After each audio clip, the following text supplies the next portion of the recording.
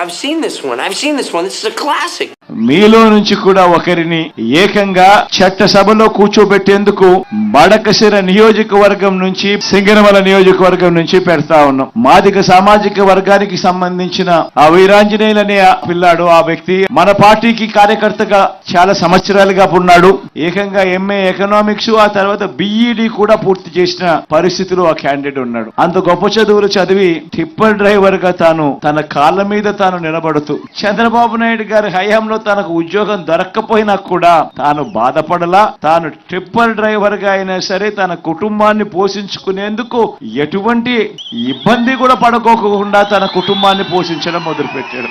ఆ వీరాంజనేయులను మన ప్రభుత్వం వచ్చిన తర్వాత ఏకంగా ఎమ్మెల్యే టికెట్ ఇచ్చి ఈ రోజు నిలబెడతా ఉన్నాం.